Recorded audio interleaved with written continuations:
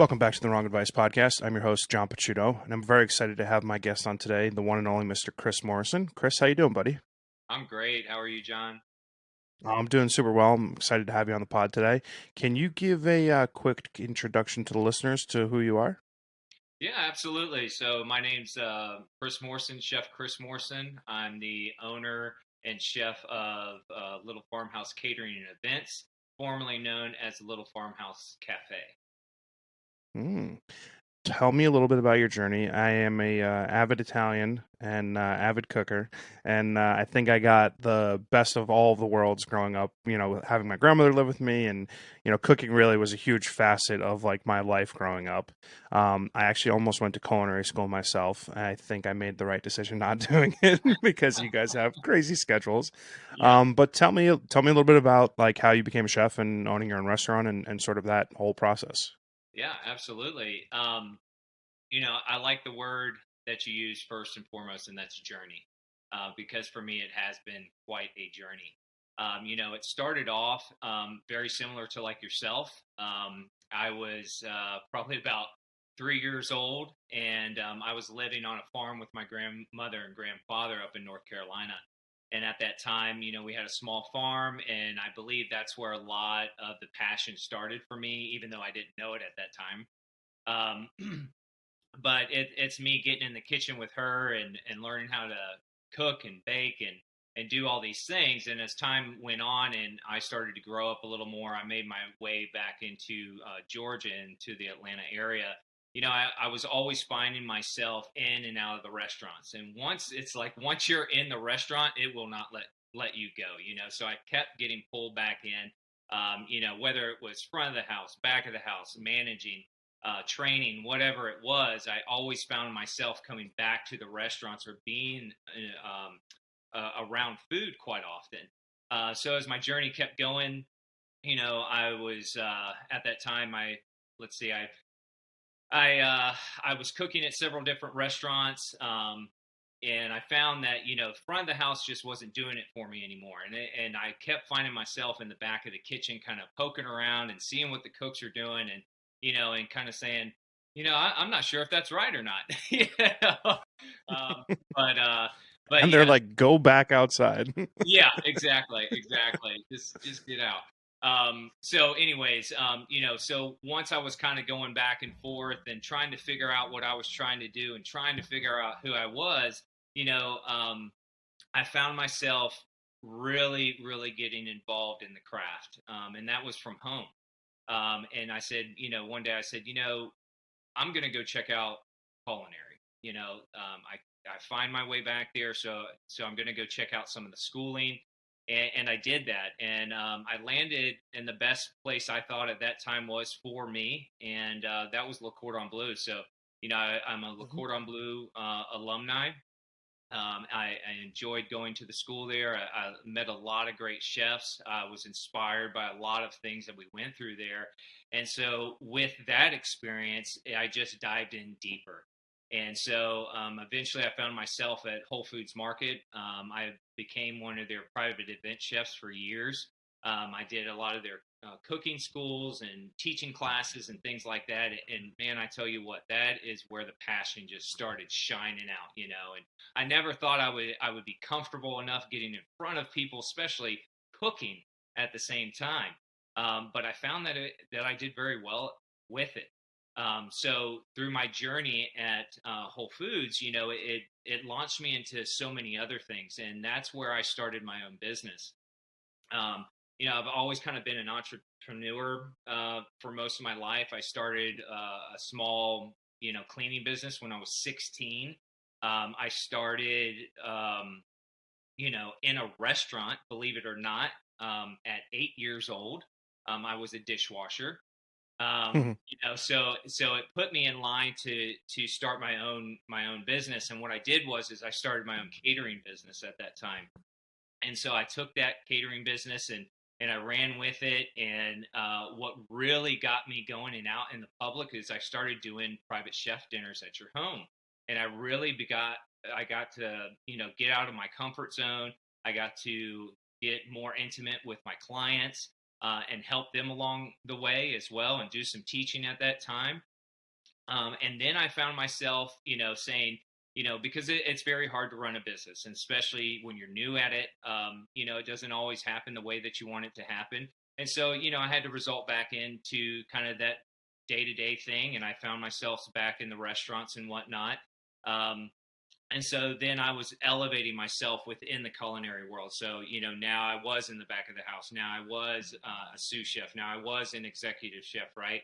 And so once I got the tools there, then I went back into my catering business, and I was able to get into a shared kitchen, because at that time, I wasn't in a position to just automatically open a restaurant. Thank God, because a lot of people will jump into this and say, you know what, I've seen it on TV. I can do this, and usually, restaurants fail in the first year or so. Yeah. So I was grateful that my journey took me that way. And so when I got back into the catering, had a shared kitchen, got the shared kitchen under me for a couple years, and then I had the opportunity to open up my own space. And so I had this idea, this vision going on, and it really came from when I was with Whole Foods and things, because I got so involved in farm to table, working with farmers and giving back and all of this. And so I opened up this concept that was the Little Farmhouse Cafe, and this was just this little cafe. It gave me a production kitchen, and it gave me the ability to open the doors and serve the public. And I sat like 12 people on the inside, and then I had seating on the outside, but I had lines out the door. And I'll never forget, it's snowing, and people are standing in line outside, to come get this food. So I knew I was doing something right at that time, So with knowing that, it was like, okay, now let's get into the real thing. And so we had the opportunity in the next couple years to expand our restaurant, and so we expanded our restaurant, and it became this great experience for us. A lot of customers, a lot of trial and error, and just a great experience for us. And I really, really, really got to dive in and shine my light and show people what I was about. And that's where this new journey of ours has really taken off, because uh, the timing was so great for us in our restaurant that we opened up our restaurant about a month before COVID hit. So that was something there, Yeah. and so So, since then we've taken a lot of different approaches, and now we're steering in a new direction, new exciting direction, and that's kind of where I'm at and what I've been doing. I mean, that's a hell of a journey for sure. There is a highly glamorized view of the restaurant industry in media, right? Whether it's shows like The Bear, Yeah. uh, you know, uh, celebrity personalities like Gordon Ramsay's of the world and Anthony Bourdain's. And it's always been a point of fascination for me, being a huge Bourdain fan and a huge cooking fan. Like, I just love to, prepare food. And I think there's something meditative about it. But there is this highly glamorized notion of the career, and opening up a new space, a week or month, whatever, before COVID can be a very humbling experience. I'm curious how the general glamorization of the industry versus the nitty gritty and the like actual daily ups and downs that you go through as a business owner and as a chef can weigh on you, especially when you have the livelihoods of other people that you have to provide for and people who are relying on you. Yeah. It's a great question, because not everybody gets to see behind the scenes, right? I'll be honest. The COVID definitely made us stronger, made us think a different way, made us approach things a different way, all the way from our business model to our clients and to our employees. Because at that time, it was a different avenue for everybody, and everybody didn't think as clearly, and there was a lot of panic around, and all those things. So I guess to get kind of back to your question is, I really had to lean on what the core was for me, to be out, to be, coming out every day, and being in front of the public and being in front of my employees. And because, I'm at the helm, right? I'm steering the ship, and I've got to set the example every day. So that can really weigh on someone like myself, and any business owner. And so I really had to rely on and lean in on my core, and what that was is the passion. What got me here? Hmm. What is keeping me here? What is getting me up every day and keeping that drive in me? And that's the passion of what I do. So I had to put what life was giving us at that time in a sense to the side, and just kind of let time tell us what our next move is going to be, how we're going to maneuver and do all those things to get through these difficult times. But the thing that I found that it really was true to stick to truly who I was and my passion, because my customers could sense that coming in, right? They already knew there was a worry, there was a concern for a business owner and all of that. But when it came down to it and they came into the establishment and they said, you know what, he's still here, he's still surviving, he's still pushing through, and he's still putting out great product, and he still comes out and he talks to us and says hello to us. That went a long way for me, and it kept me going. Yeah. I mean, I love that answer. I think that's like tremendous. I mean, I switched lives completely when it came to post-pandemic life. I lost my job in the middle of the pandemic, found my passion for photography and this podcast, and two things that I'm doing now for a career, can you even call it that? That I think I'm just like lucky to be here and be able to have these experiences. Um, I don't consider what I do to be a job. When I'm out in a studio or on taking photos, it doesn't ever feel like work for me. Um, Obviously, being a chef is work. You're sweating. You're you're doing physical labor. It is actual work. Do you ever go through time periods, whether it's a shift, a day, a week, a month, where you fall in and or out of love with cooking? Um, I think I have to be honest with myself with that question. Yes, it has happened. It has happened. Hmm. It has made me question who I am. It's made me question, am I doing the right thing? It's made me question, is it time to move on? So absolutely, yeah. When you have those like self doubts, because like as a creative person, I feel like in some ways, any sort of creative career, whether you're a photographer or an artist, and the culinary world sort of are creatively linked, right? You are doing things creatively, but your medium is food versus, say, photographs. Um, I go through like an imposter syndrome type situation where it's like, who do I think I am to be able to be doing this job or taking these photos or working in this space? And I'm like completely doubting myself. Mm-hmm. Do you ever experience that, or does your training and your experience, decades worth of cooking, sort of push that stuff to the back end of your mind? No, no, I would be lying if I told you no, because it definitely does. It definitely has, because I'm human. Yeah. Just because I'm in the position I'm in, it doesn't make me different. As they always say, we all put our pants on the same way. Well, we go through the same emotions too. It's just all in how we handle it and what we learn from it. Hmm. I'm curious. So like I said, I love to cook. It's probably the two or three highlights I have, throughout the course of the day. It's like the first cup of coffee and like making dinner. Like those are like the two highlights, and then everything else in between is either really great or I need more coffee. But when you're like planning out the menu for a restaurant, I would imagine you go through different changes, whether it's seasonal or monthly, however that process sort of unfolds. But creatively, what goes into the process of creating a menu or creating a flavor profile or creating stuff that you want to have your customers try out? Hmm. That's good. And the great thing about that, and the great thing about this field, um, it's always different and it's always evolving. And so to answer your question, when it's for a guest or a client, I would say I really try to tap into what their favorites are, right? That's part of my question. What are some of your favorite cuisines? What do you like to cook? What do you like to eat? So I try to dive in on some personal level with them and figure out where they are, the type of person they are, and that inspires me to start the menu. So if they can give me just a little tidbit, I can just run with it.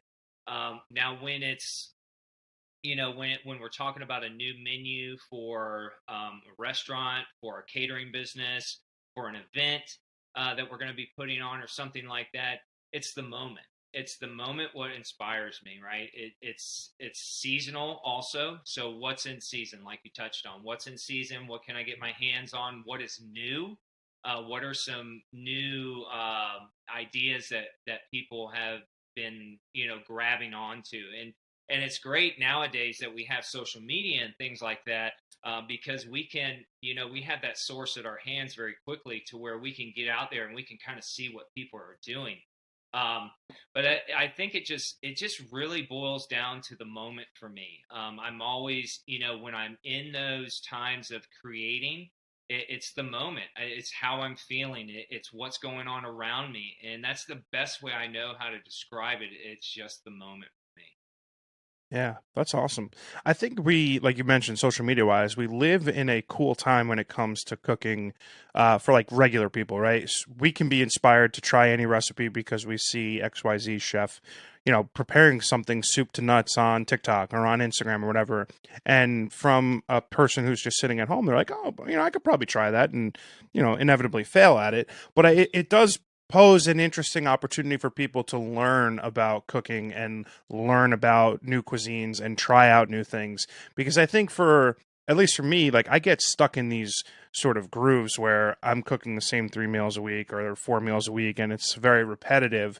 So it's nice when you have these other outlets where you can try to like learn something new and try something new that I ordinarily wouldn't get an opportunity to do.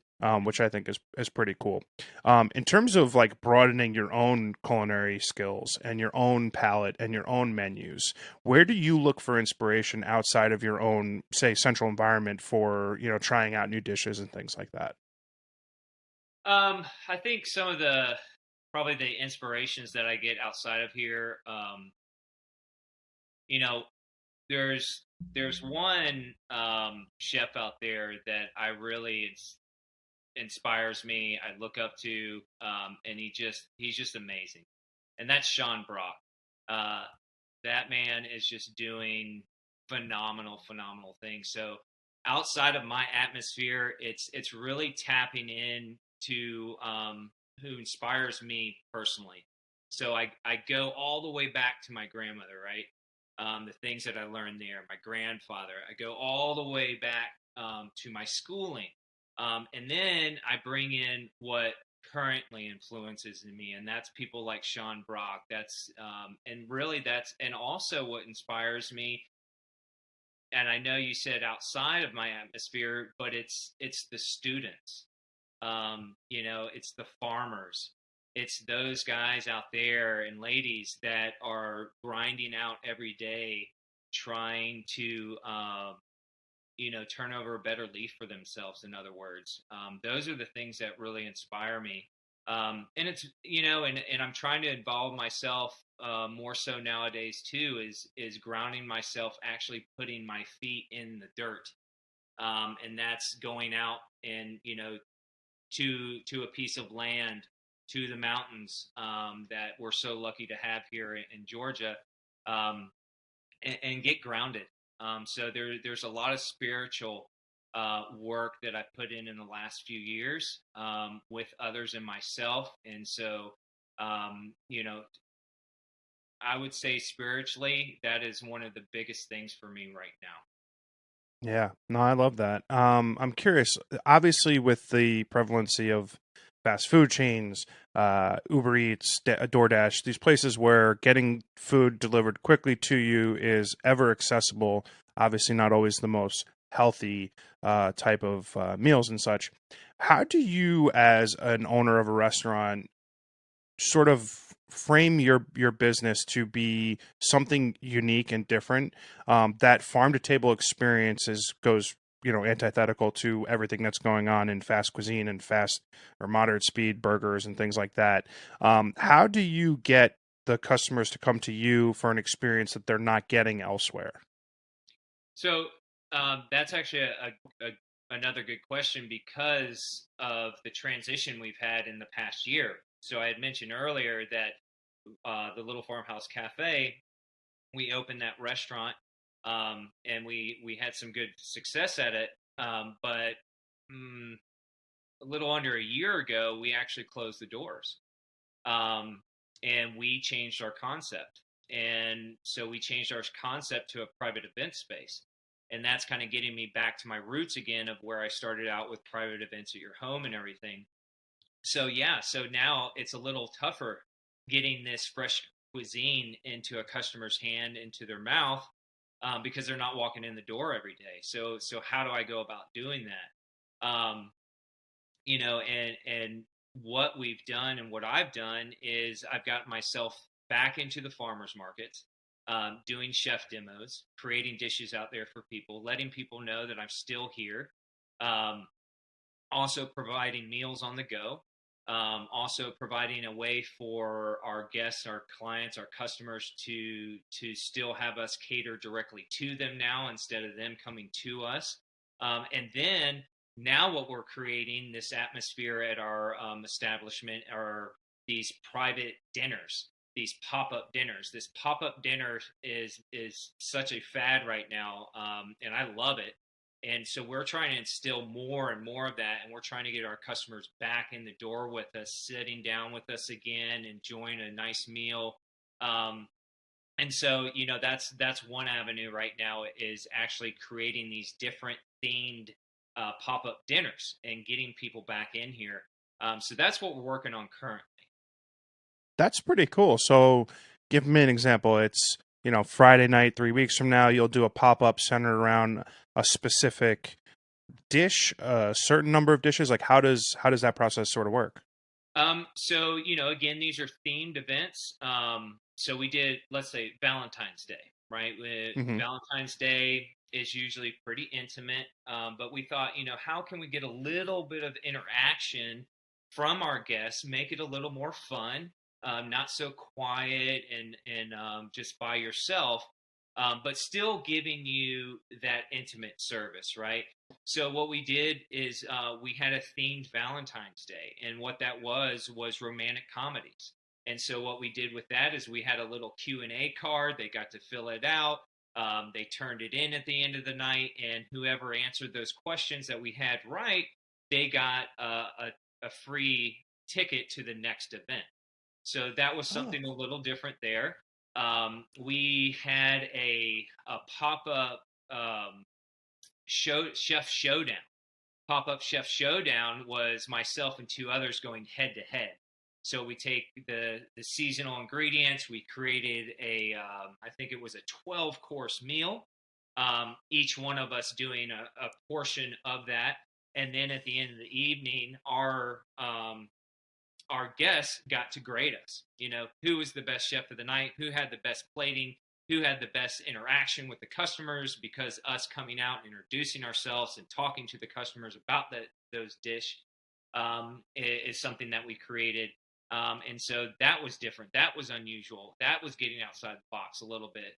And now we've got some things on the horizon. I don't want to get into it too much, but these are series, right? So these are series of these themed dinners, getting the customer to come back in the door again and getting them excited about, oh, what are we going to have next?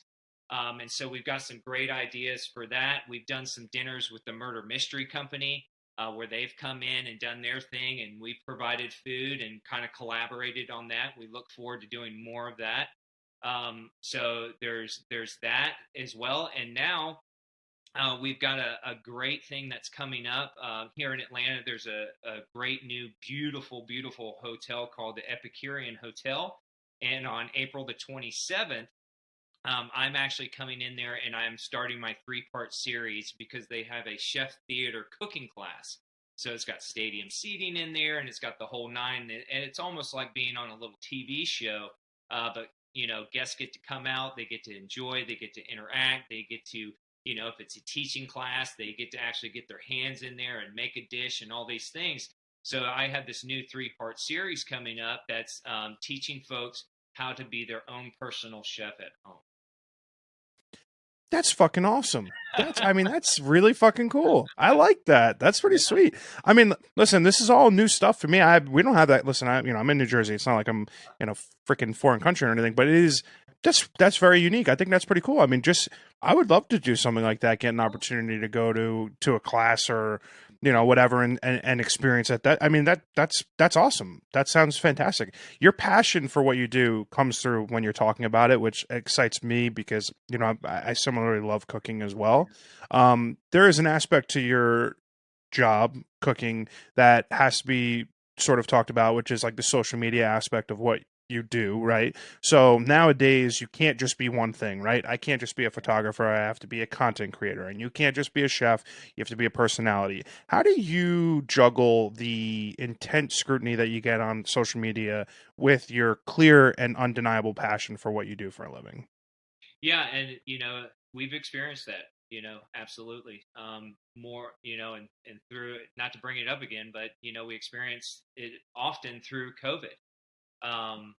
Just trying to stay up with everything. But really, it's not taking it to heart, Yeah. because what I've learned through my experience, through my time, just in life, right, is people always can have it a little bit worse than you do. And really, it's not worth putting in all the energy into someone else's energy. And what I mean by Mm, that is really diving into the words that they've used or their criticism or anything like that. Because at the end of the day, it's a lot of times it's just you, and the love, the passion, the energy, all that you put into what you truly believe in. And you just got to stay humble with that. You got to stay wholesome with that, because you got to get up the next day and you got to do it again, right? But you can take mhm, those tidbits that you hear from someone else and look in between the lines, as they would say, and look for the positive. Because I believe there's always positive coming out of something that is negative. Um, and in these things, not a lot of times people are trying to hurt you or anything like that. They're just wanting to be heard. That's really yeah, what it boils down to.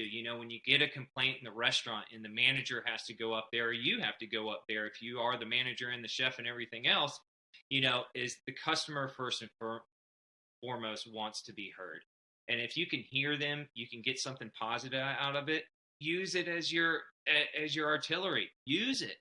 Be better the next time. Be better tomorrow. So you just got to learn how to kind of bite your tongue and swallow it and learn from it. yeah. Gotta love the service industry. It's great. Yeah. You get an opportunity to spend a lot of time with a lot of different folks. We'll say a lot of Yeah, I've Karens, always and said that everybody needs to work in the restaurant at least twice in their life. yeah. No, it's I don't envy it at all. That's for sure. Going along with the social media conversation, it seems as like we go along in life, our scoreboards are sort of like up there for more people to see because everything's ever connected. When you go through like events like closing down the restaurant and pivoting and making these alterations and changes, do you have in your mind at all like whether this is successful or whether this is failure or whether this pivot makes sense for this and the outside noise that goes along with it, and to another degree, what gives you the confidence to make these alterations and changes to your own plans, and know that you'll be successful doing it? I think it's just based on experience, and it's the trial and error and everything. It's and we all have that trial and error in our life, and you know, um, yeah, it's the trial and error, but it's building the confidence in myself, right? And it's learning what the customer wants, because and COVID's a great I have a it's quick question. yeah. Do you ever need to teach the customer what they want? Do you ever need to like be like, you may want this, but you should have this instead? Is that ever part of the process? Sure, Yeah. sure, sure. Yeah. Yeah. Absolutely, absolutely. Yeah, and sometimes you just have to go out on a limb for that, but that's where when when we're able to is, coming out and bringing someone a dish like, hey, I just want you to try this today. Or if it's catering, sliding in something that they didn't order and say, I just want you to try this, you know. Hmm. So there's different ways that we do that, but absolutely. Yeah, Yeah. absolutely. Um, but yeah, I think through the whole thing, like I keep saying, is trial and error, and I don't want to repeat myself on that, but it truly is because I've learned what works. I've learned what doesn't work, and when you bring that all together, you can kind of grasp on, what I want to try this. I want to experiment because X, Y, and Z has worked before, so I feel like I have enough confidence to try this out. But yeah, it's and it's getting out of the way of yourself. I think sometimes because you get in your head, especially as a chef, you get in your head right a lot of the times, and this has got to be just right. This has got to be perfect, and but you've got to cater to the audience. It's not always about what I think is going to be best. It's really what is best for the customer right now, and what is that trend right now, and what can I do Hmm. different, and just going through the motions a lot of times and making these things happen and failing. That's a big thing. If failing is a good thing, so I wouldn't sit here and say I've never failed before. I've failed a lot, but I've learned Yeah. from a lot of it too, and so I think that plays into a lot of what you're asking. Totally. I think the greatest experiences of my life have all been born through failure. And I think we get way too comfortable as people, like putting failure out of our minds and to the side and not attributing it to our successes because every overnight success is born with decades worth of work in the back end. And I Mm-hmm. think if we were a lot more comfortable embracing our own losses and our own defeats, we could quickly cut the line to our own successes if we were just able to have that frank conversation about our own failures. I absolutely love that. Yeah. There's a big conversation going around in the food industry now with things like sustainability and farm to table, and just sort of the whole process in which Americans specifically consume, because we're obviously a wildly unhealthy bunch. How as a chef do you look at these things and make pragmatic choices for your business to be able to be successful, and to be able to also start to steer the conversation and even starting small in your own neighborhood in your own market? Mm-hmm. Um, I think I guess I would have to say it's having an expectation. What is that expectation for me? What is the expectation for my business? And what am I really trying to get out to my guests, my clients, right? Or whoever is around me, my employees. And that is just staying true to what I set out to do, and believing in sourcing local, believing in using sustainable products, believing in making the healthier choice versus the less expensive choice. Um, Hmm. and sometimes that can hit you in the pocket pretty hard, and especially recently. So it's Yeah. really just guiding yourself to stay on track because, a lot of folks will say that, oh, well, I can't afford doing farm to table and getting local all the time or going organic. And I can totally relate to that, but there is a way. There is a way to do that, and I've learned that through my experience. But yeah, it's just staying true. It's and not lying to myself, and in turn lying to my clients because I've seen it happen so many times, especially when, like you say, people have to pivot in their restaurant and things. They try to keep the um, persona of themselves as we are still providing the best product for you, but in turn it's canned goods because it was cheaper for them, and they get away from what is really good for myself, for others, and they go the cheaper route, the easier route. instead of trying to work through what you truly believe in. And that's what I just try to do.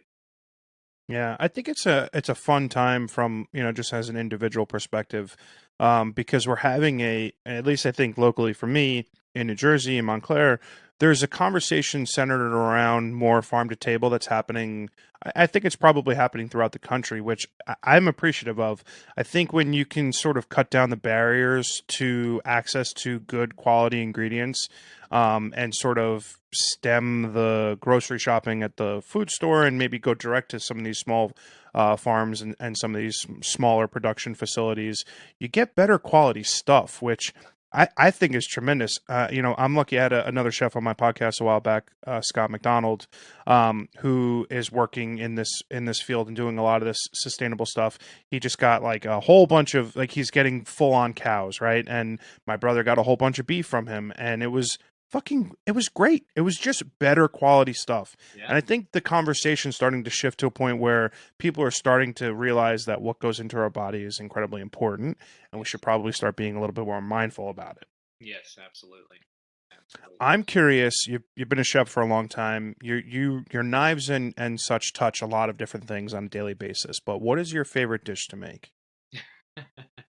um, I've gotten that question a lot, and it's always evolving. Um, I'm known for my brisket. It's Ooh.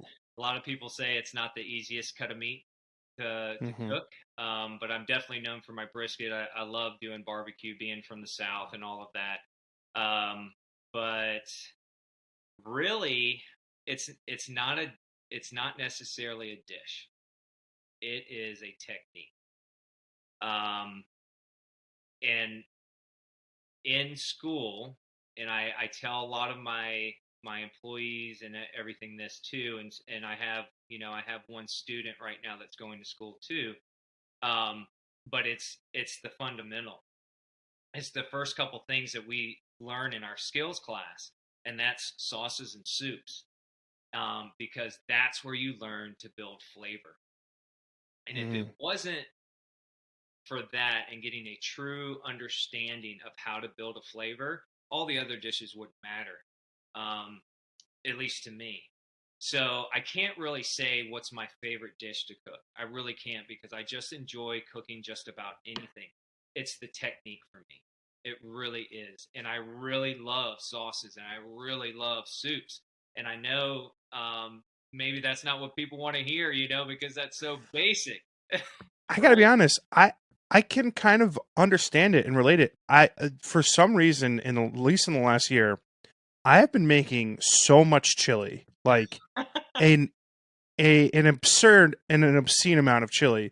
But the process of building out those flavors and the profile of the beans, of the meat, of the garlic, of the onions, and like building out this giant fucking pot of deliciousness Yeah. is my favorite thing to do. It might take me a few hours on a Saturday or Sunday, but it's just such a rewarding process. So I would understand why, as someone who does this professionally every single day of their life, that would be an rewarding part of the job. I totally get it. I'm on board with that. Yeah. Yeah. Is there any part of your job that you don't like Um, uh, besides maybe the business part?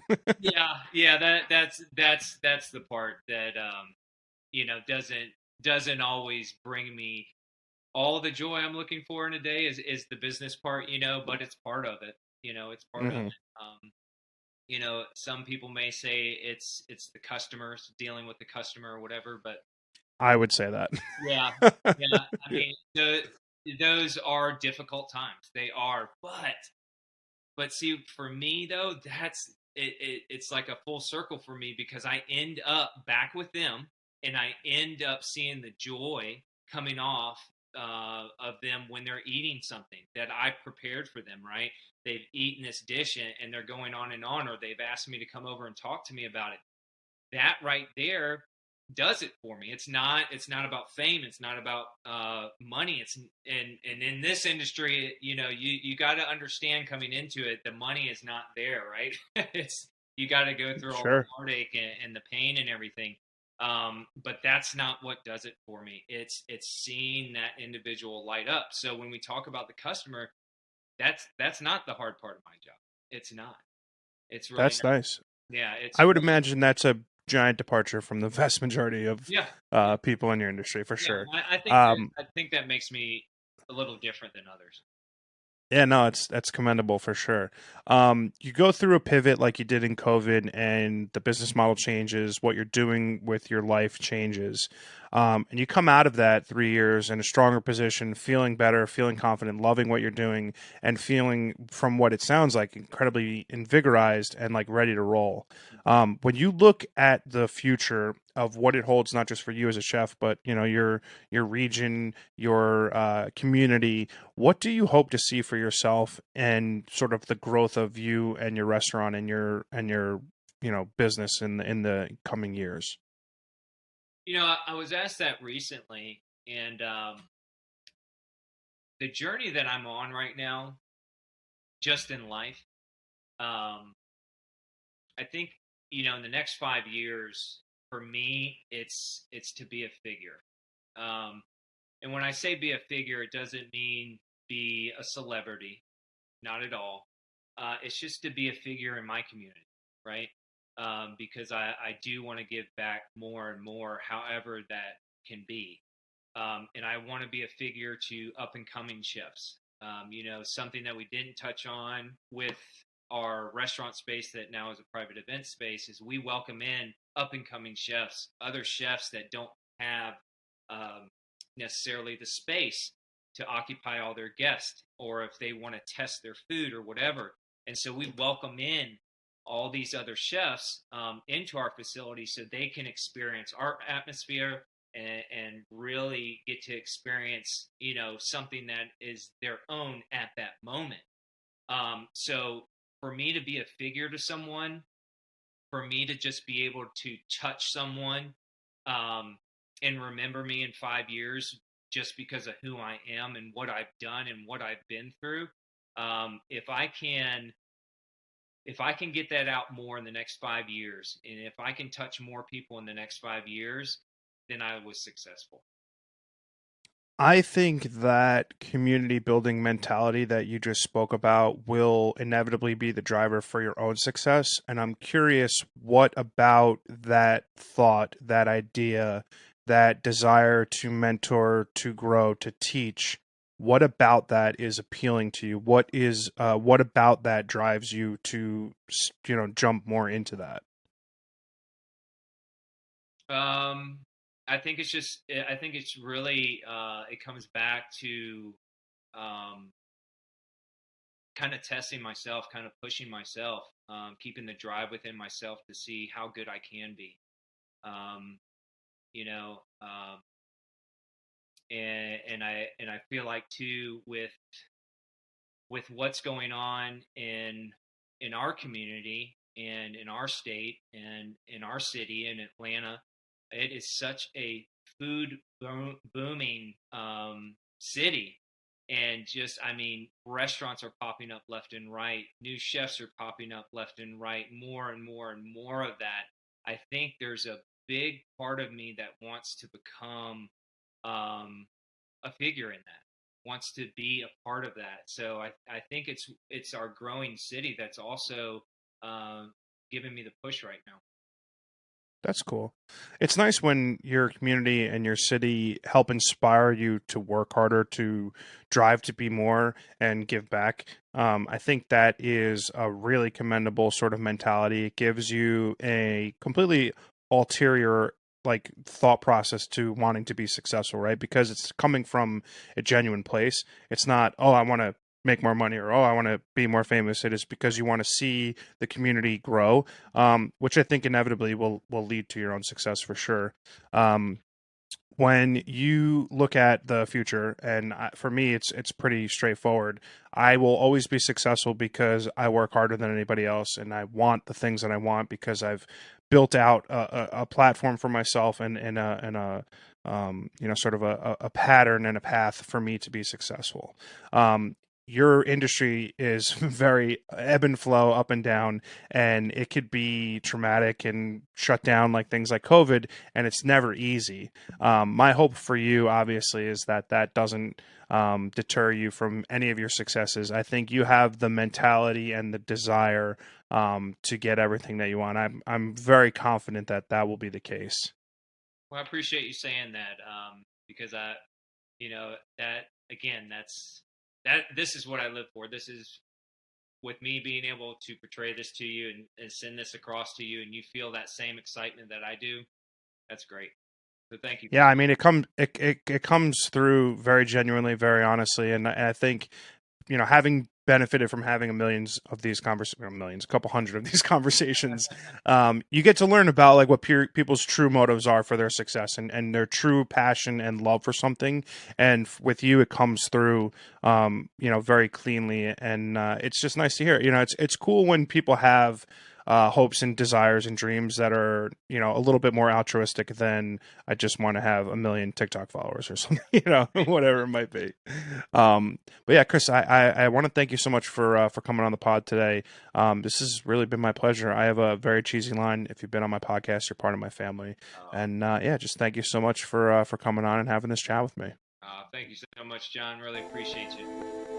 My pleasure. Take care.